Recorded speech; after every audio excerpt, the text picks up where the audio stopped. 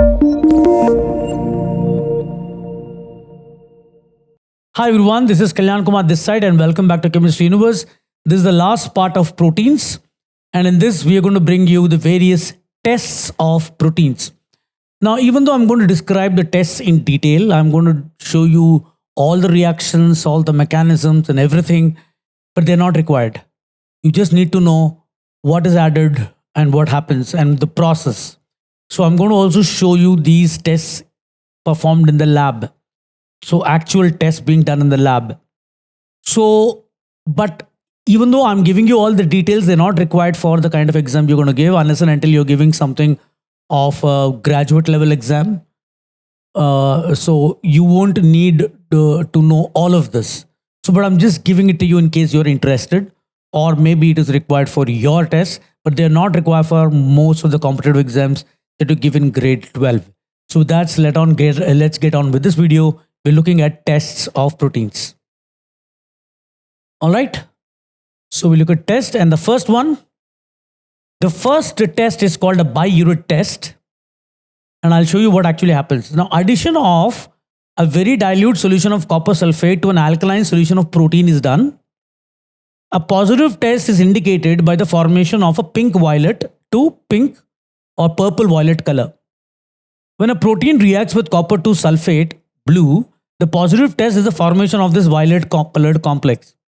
And the biuret test works for any compound containing two or more of the following groups: secondary amide, primary amide, an amine, a compound containing an amine or imine, a compound having an amide, a thioamide.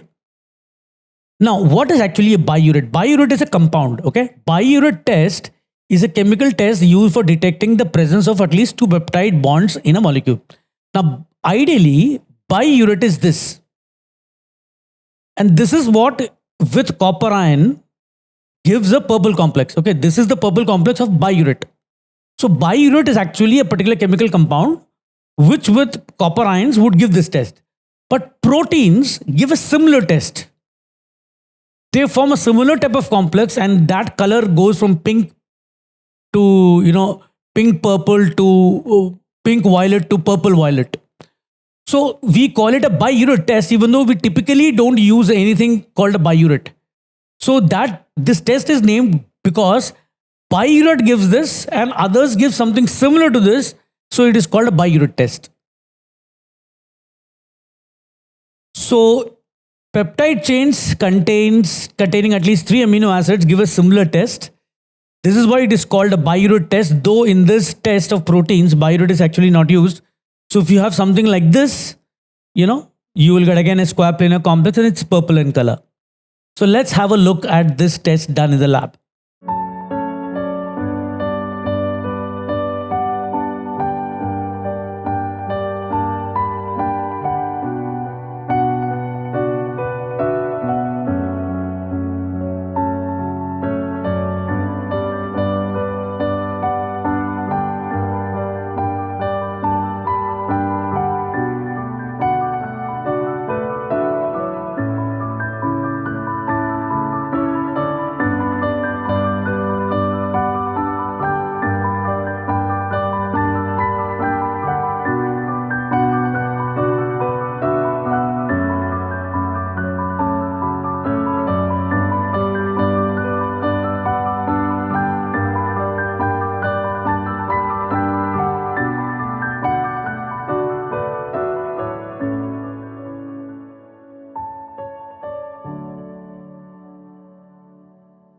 All right. The second test is the ninhydrin test.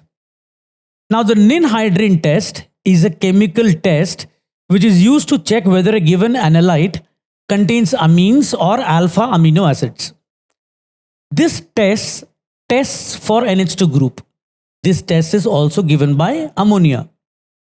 Now, in this test, ninhydrin, a chemical compound with the formula C9H6O4, IUPAC name 2,2-dihydroxy indane 1,3-dione, is added to a solution of the analyte. That means this is what is done. This is ninhydrin. The ninhydrin test is a chemical test which is used to check whether A given analyte contains amines, ammonia, or alpha amino acids. And the chemical reaction is that, okay, you have ninhydrine reacting with this, and you will get something like this. This is blue purple.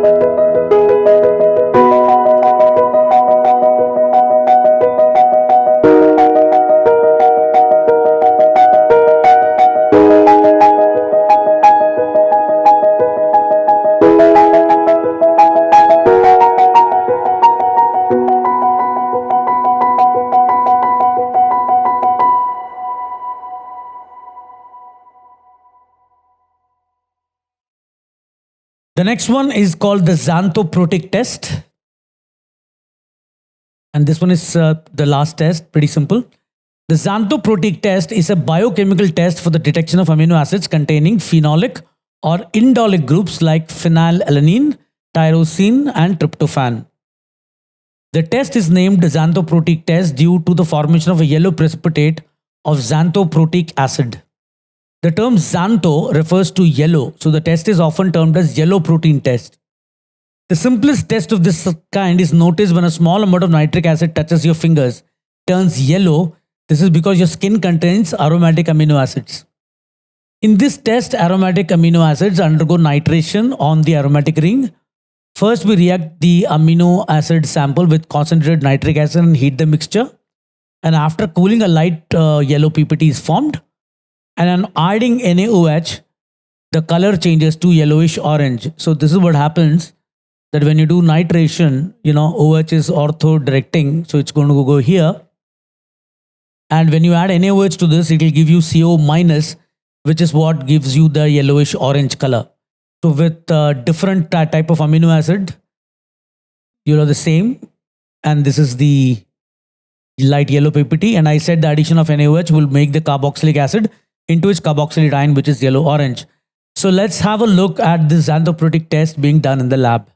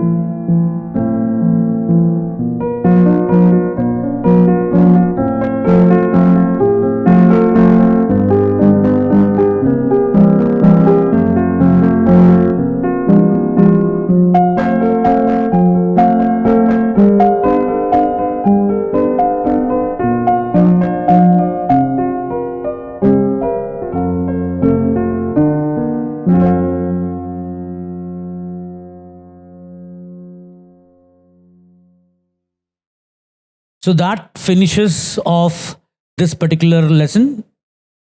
And yes, it finishes off proteins at least.